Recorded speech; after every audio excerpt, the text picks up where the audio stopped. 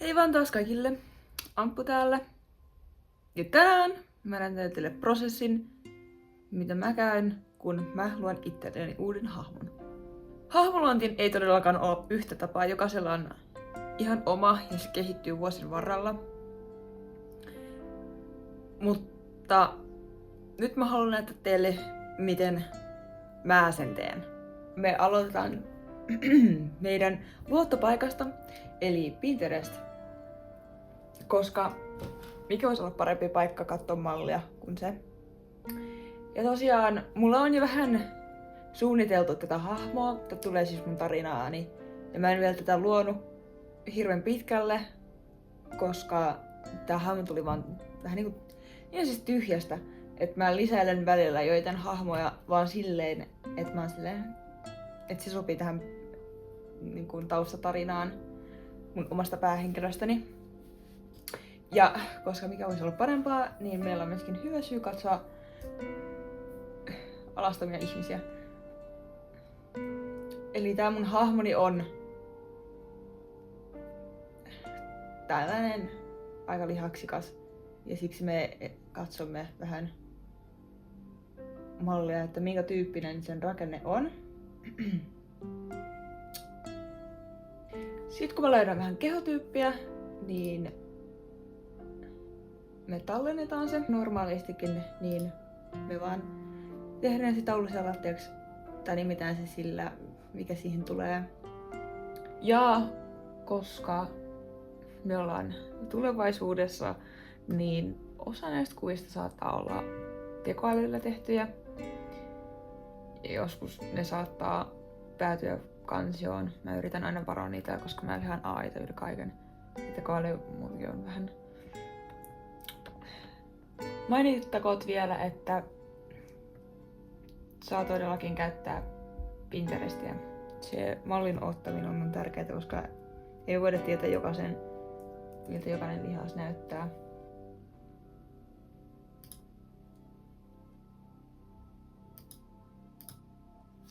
Sitten koska me halutaan tästä meidän osasta mahdollisimman uniikki ja erilainen, niin mä haluan myöskin ja tykkään sitä ideasta yhdistellä asioita. Esimerkiksi väriteeman kautta muotoja voi ottaa esimerkiksi jostain kasveista. Mä varsinkin rakastan kukkasia, koska niitä on niin erilaisia ja eri muotoisia ja ne on tosi kauniita. Niin niistä saa jotain vähän ideaa, minkälainen sen hahmon ulkonäkö on. Mä oon myöskin kerännyt teille tonne infoboksiin pari linkkiä hyvistä YouTube-opettajista, jotka tekee tai joilla on semmonen uniikki, hyvä ajattelutapa luoda hahmoja. Ja niistä on ollut myöskin mulle tosi paljon apua. Tosiaan mä nyt valitsin sitten tosi varmaan monen tunteman valkoisen liljan. Mä tykkään varsinkin näistä muodoista, näistä terälehdissä. Sitten näistä mustista pienistä pisteistä. Mä en ole ihan varma, onko ne eteköitä vai onko ne muuten vaan. Ne on varmaan tulee mukana. Ja sitten tää keskiosa. Ja sitten täällä on myöskin muita kivoja muotoja täällä ympärillä. Esimerkiksi just näissä nuppuissa. Katsotaan mitä niistä saa sitten käytettyä itse asussa. Mä myöskin tykkään katsoa tosi paljon miesten hiustyylejä, koska jonkun takia miesten hiukset käyttäytyy paljon paremmin kuin naisten. Ja en mä tiedä. Joskus on tuntuu, että niiden hiukset on vaan luonnollisesti hienommat kuin naisten, joka on ärsyttävää.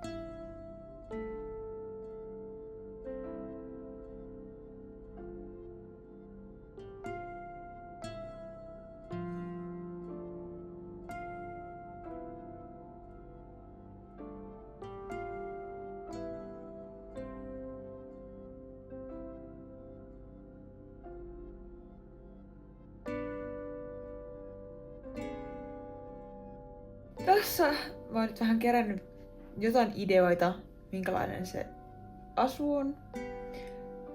koska tää tarina perustuu tai pohjautuu, nämä hahmot on aika niin sanotusti Aasia-painotteisia, niin mä tallensin tänne vähän sen, miltä ne samurai-asut näytti.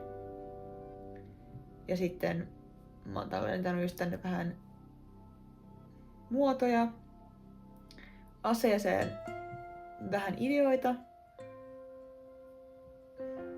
minkälaista mä haluun. Mä haluan sille tämmönen iso kirvestä, minkä tää nyt onkaan. Sitten mä tykkäsin tosi paljon näistä pupunkorvatyyppisistä, tai tästä pupunkorvakypärästä. Joten mä haluan ehkä lisätä sen oman kypärän tällä teet. Mä tykkäsin tässä kuvassa varsinkin näistä sen olkaimista ja myöskin siitä, että tää niinku peittää myöskin vatsa-alueita. Mutta tätä hametta mä en aio lisätä, mutta ainakin nämä olkapäät. Että mä oon myöskin tallentanut niin kun kuvia sen perusteella, että mitä mä haluan. Mitä mä haluan niin kun ottaa jonkun kohden, mistä mä tykkään erityisesti ja lisätä se sitten omaan piirstuksen hahmolle. Sitten mä rakastan näitä tyyppisiä hanskoja, missä on tämmöiset vähän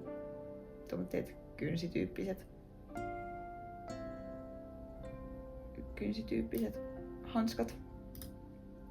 Ja näitä voi aina sitten hakea lisää, jos ette ole tyytyväisiä tai ette jotain muuta, niin sitten voitte lisätä myöhemmin. Mä kans aion lisätä sitten vasta jälkeenpäin.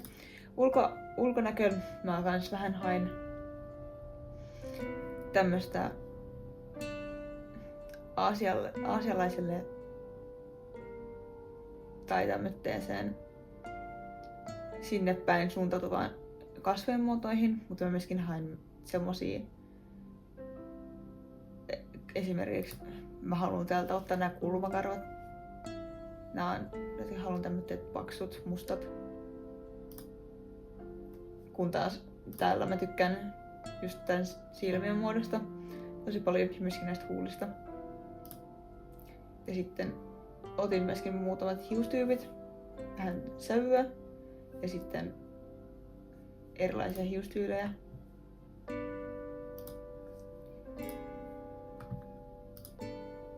Ja sitten just tätä vähän kehon rakennetta. Näitä voi sitten just kerätä lisää myöhemmin, jos tuntuu siltä, että jotain vielä puuttuu, mutta tässä on vähän niin kuin alkuidea jo tästä hahmosta.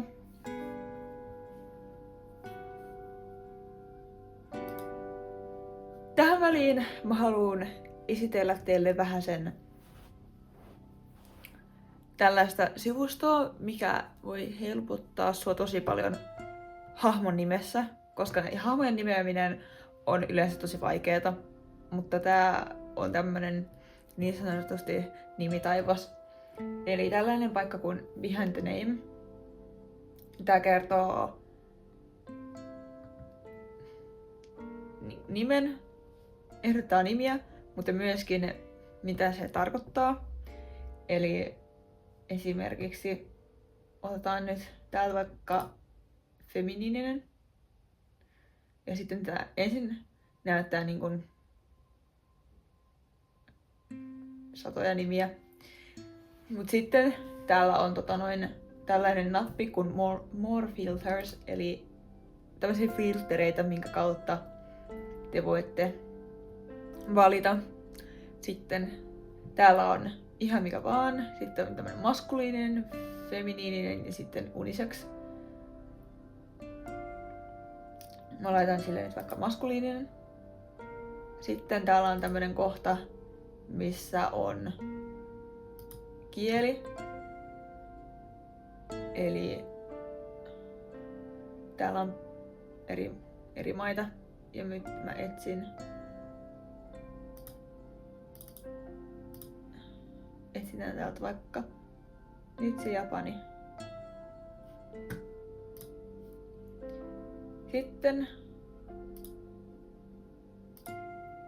Mä en oo käyttänyt näitä kaikki kohtia, mutta täällä on tämmönen meaning and keywords, eli mitä tää nimi vaikka tarkoittaa.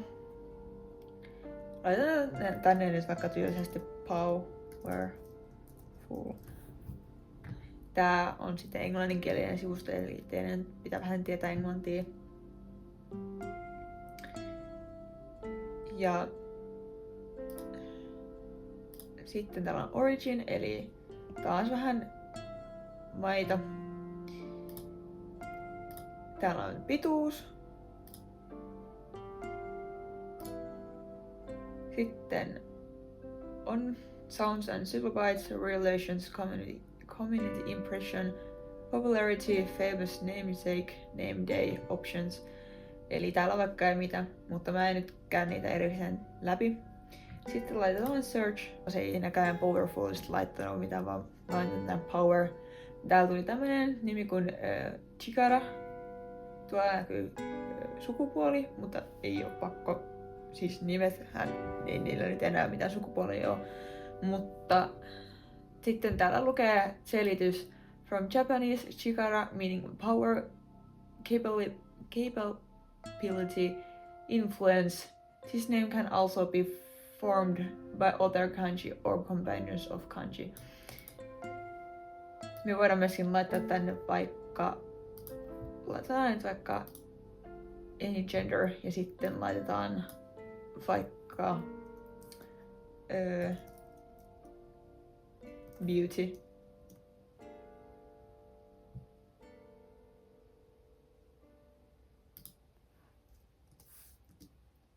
Jos osaisin vielä kirjoittaa. En varmaan osaa. No niin, nyt me ollaan saanut jotain esille. Tää on välillä vähän vaikeeta, tän käyttäminen. Tai tää on helppo, mutta mä en vaan ite ymmärrä tätä. Eli nyt me ollaan laitettu genreksi femininen, usage on Japanese, japanilainen ja sitten meaning flower. Ja sitten tää ehdottaa niitä, eli se on jossain kohtaa täällä näin. Esimerkiksi ajakassa on meaning color combined with ka or ka, both meaning flower, other kanji combinations are possible. Eli täällä selitetään myöskin, että mistä tai mihin kohtaan se kukkanen tulee. Me ei nyt ihan mennä niin syvälle, kun että mä kertoisin ihan jokaisesta pikkukohdasta, mutta esimerkiksi jos te haluatte tai ette tiedä mistä lähdette ja kehittää teidän hahmon luonnetta, niin kaikki näitä tietoja, pikkutietoja, mitä te haluatte teidän hahmostanne, niin etsikää vaikka vaan Googlesta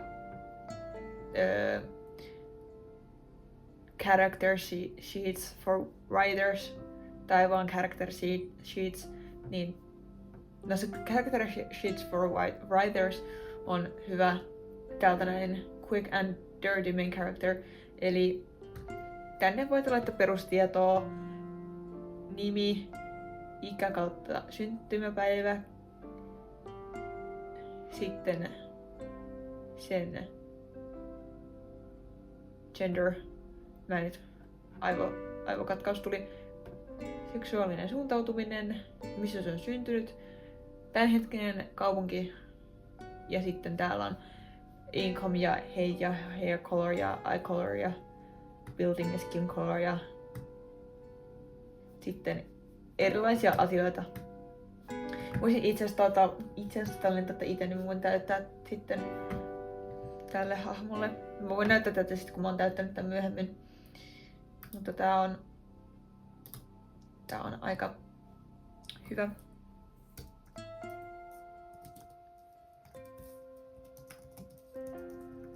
Mut joo, tää voi olla tosi iso helpotus, varsinkin semmoisille henkilöille, joilla on vaikeuksia keksiä asioita, mitä omalle hahmolle laittaa. Sitten vielä semmonen asia, joka kannattaa muistaa, kun te teette. Eli tää hahmo on teidän oma, joten se ei haittaa, vaikka te muutatte sen asua jossain kohtaa. sillä voi olla vaikka useampi vaate, mitä se pukee tarinan aikana. Tai sitten te voitte vaan vaihtaa sen kokonaan ilman mitään syytä, että teidän ei tarvitse pysyä siinä ensimmäisessä asussa, minkä te sille teette, vaan te voitte aina vaihtaa sen. Mulla on esimerkiksi mun oman tarinan päähenkilö, Chiharu. Tässä on kuva ennen ja jälkeen. Mä oon siis, ensin kun mä en vielä ollut ihan varma, että minkälainen se maailma on, niin mä vaan heitin sille vaatteet päälle. Mutta sitten ajan myötä mä oon ruvennut tekemään sille yksityiskohtaisempaa asua, miettimään vähän sen, että minkälainen henkilö se on, ja sen perusteella annan sille sitten sen asukokonaisuuden. Sen ei tarvitse olla se, minkä te sille ensimmäisenä annatte. Vaan tehkää se teidän hahmo, heittäkää sille jotkut vaatteet päälle, jos te ette tiedä, minkä tyyppisiä vaatteita te haluatte. Ja sitten ajan myötä se muokkaantuu sellaiseksi, minkälainen se sitten loppujen lopuksi on. Mut joo, eipä mulla tässä muuta. Nauttikaa tästä loppuvideosta. Mä vähän kerron teille tän Oosen tarinaa, miten se liittyy mun kokonaisuuteen. Ja sitten nauttikaa vaan siitä, kun mä strugglaan tämän piirustuksen kanssa ja yritän saada sitä hyvään malliin. Nähdään ensi videossa. Heippa! Joo, oli Jumalakansan armeijan kenraali, jonka tehtävänä oli suunnitella hyökkäyksiä vastapuolta kohtaan. Maiden aselevon aikana hän otti työkseen vartijan tehtävän, jotta pystyisi pitämään itsensä hyvässä kunnossa. Hän ei olisi koskaan uskonut, että hänestä tulisi lapsen vahti, varsinkin Mansut prinsessalle. Joo rakasti lapsia, mutta ei tiennyt kuinka olla heidän seurassaan. Ensin hän yritti olla prinsessalle joku, joka muistuttaa vanhempaa, mutta pian huomasi, ettei se toiminutkaan. Prinsessa ei tarvinnut toista vanhempaa, vaan jonkun, joka katsoisi hänen peränsä ja pitäisi tästä huolen. Meni kauan ennen kuin hän edes salli miekan käytön, puhumattakaan muista aseista. Sen sijaan hän opetti tyttöä juoksemaan nopeasti, ettei muut linnanlaput pystyisi satuttamaan häntä, ja auttoi tätä viemällä tytön linnan keittiön varastamaan hillomunkkeja ja muita herkkuja. Ennen kuin mitään, he olivat sisaruksia, eri verellä, mutta yhtä hyvällä sydämellä. Joota pidettiin edelleen vahvimpana, sillä hän kantoi selässään aina 2 terästä kirvestä. Kunnes yhtenä päivänä hän vain katosi tyhjään, eikä kukaan osannut tarkalleen kertoa, mitä hänelle kävi. Huhut kertoivat, että demonikuningas otti tämän, jotta pystyisi viemään hänen suuren massan sielun voimaan. Käyttäisi sitä aseeseensa, jota oli rakentanut jo 50 vuotta. Tässä vaiheessa haluan kiittää kaikkia, jotka olette katsoneet näinkin pitkälle. Tätä on ollut tosi hauskaa tehdä ja mä mieluusti teen näitä lisää jatkossa, joten kertokaa vaan kommenteissa, mitä mieltä näistä ootte ja haluatteko lisää. Mut joo, nauttikaa loppuvideosta. Moikka!